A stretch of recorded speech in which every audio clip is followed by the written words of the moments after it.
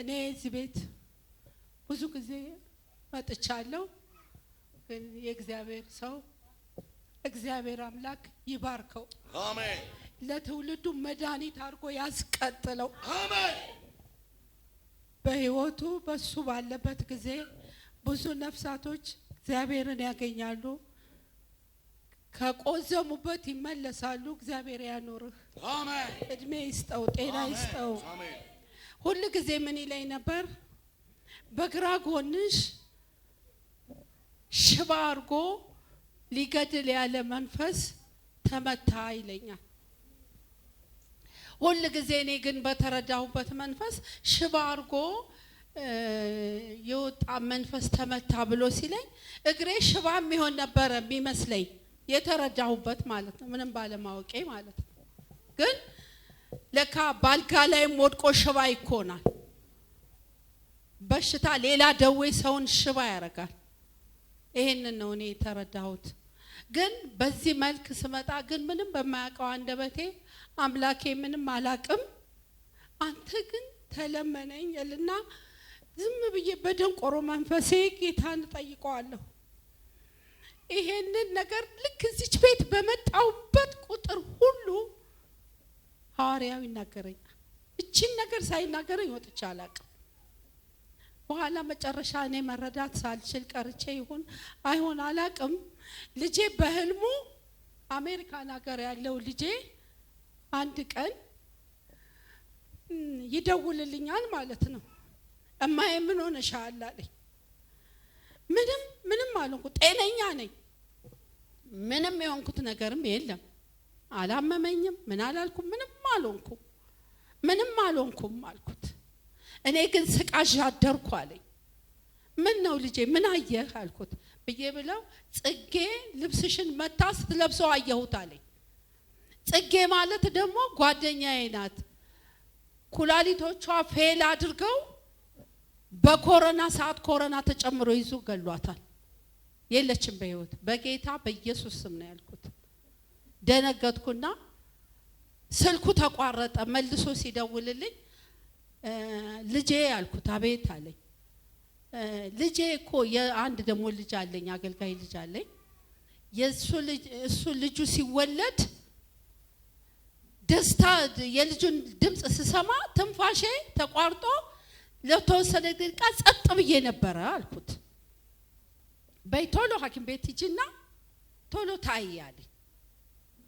በኋላ ተነሳውና ሄድኩ ሆስፒታል ያየው ብዙ ነገር የሚጻፈውን ጻፈልኝ። ምን አለኝና አልትራሳውንድ ይታይ ተብሎ አልትራሳውንድ ስታይ ኩላሊትሽ ላይ ይባጫል አሉኝ። በኋላ በኃይል ደነገጥኩ። ትንሽ ፊደል ስለማቅ የሚያወሩትን ነገር የሆነ ያህል ሰማቸዋለሁኝና የወሰደኝ የተመራሁበት ዶክተር ከወጣ በኋላ አልሄድም ነገርኩ። ስነግረው በቴሌግራም ላኪልኝ ውጤት አለኝ።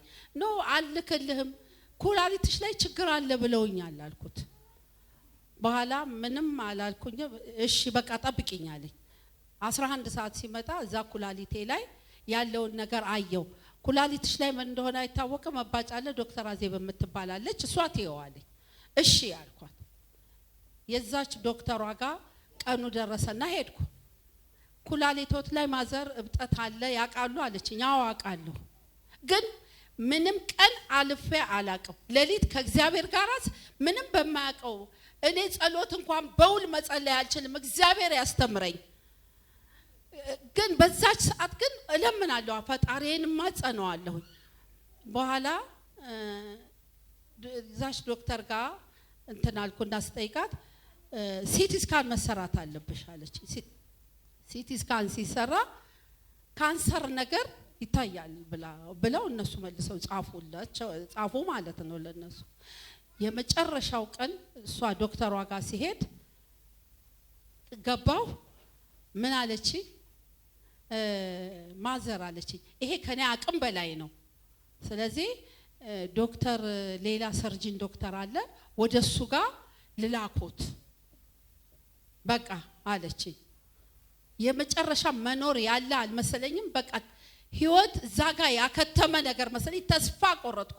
ለተወሰነ ደቂቃ ልጄም ነበረች የልጄ ልጅ ነበረች ናን ያልኳት አቤት ለማንም እንዳታወሪው አልኳት እናትሽ እንኳን ብትጠይቅሽ እንዳትናገሪ ለማንም ለልጆቼም አላወራሁም ለማንም አልተናገርኩም ጸጥ ብዬ በኋላ ግን እዛች ወንበር ላይ እንደተቀመጥኩ ግን ምን አልኩ አንቺንም እኔንም እግዚአብሔር ፈጥሯል የኔ ህይወት ማብቂያ ከሆነ ስቃዬን አታብዛው ጌታ መዳኝ ከሆነ ደግሞ ያንተ ታሪክ ይገለጽ በኔ ብዬ ተነሳሁና ወጣሁና ደወልኩለት ለሐዋርያው ደወልኩና እንዲህ ያለ ችግር አለብኝና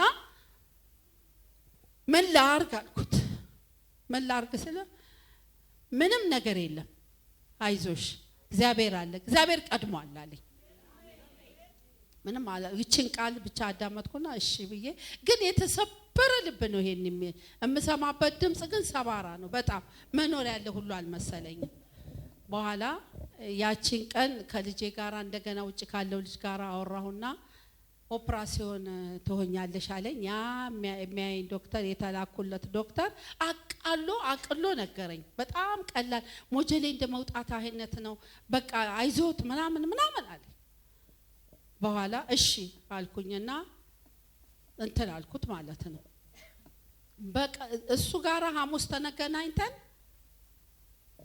ለማክሰኞ እንዲሰራልኝ ወረፋ ሳሊዝ ማን ወረፋ ሊዝ ሄደን አውራን ጨረስን መጨረሻ ላይ ሰኞ ለታማታ ገባሁ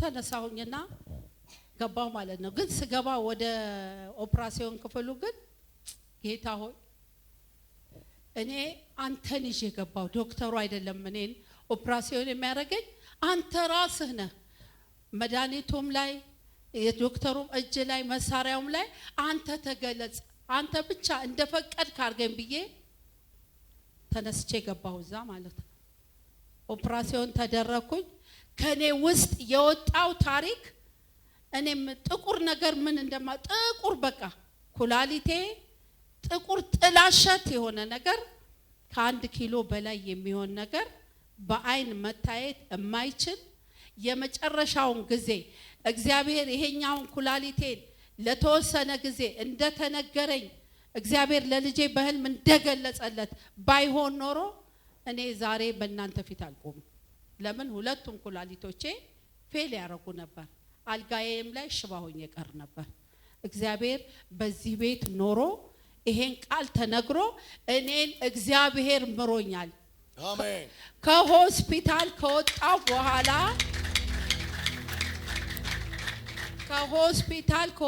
በኋላ ደወልኩለት ለሐዋርያው እኔ ከሆስፒታል እንደዚህ ሆኜ እንዲሆነ ብዬ ወጣው አልኩት በኋላ በቃ አሁን ስትነግሪ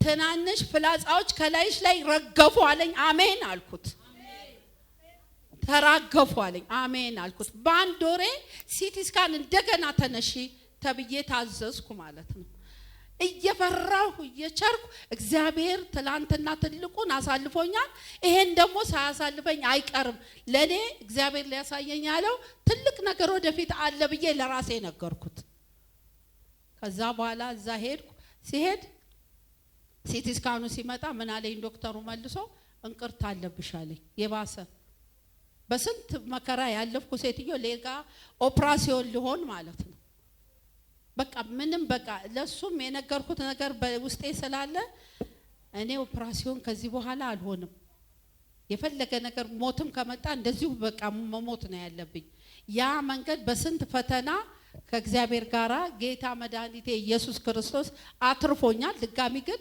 እዚህ ውስጥ አልገባም ይያል አለፍኩ ማለት ነው ልክ የእንቅርት ዶክተሩ ጋር ሲሄድ ይሄ በጣም ትንሽ ነው መከታተል ከፈለግሽ አለኝ በየ3 ወሩ እየመጣሽ ተከታታይ ይሄ ምንም ኦፕራሲዮንም መድኃኒትም አያስፈልግሽም ብሎኝ ይሄው ዛሬ እናንተ ፊት ቀርብ ያለሁኝ ይሄንን ለጌታስ ክብር አንዱ ነው እግዚአብሔር ይባረክ ይሄን ክብር ይሄንን ታላቅ ክብር ለማደሪያው ይሁን ለጌታዬ አሜን ይሁንለት ሁሉ ለሱ ይሁን እልልታሲ በደንብ ያጨብጭቡ ኢየሱስ ጌታ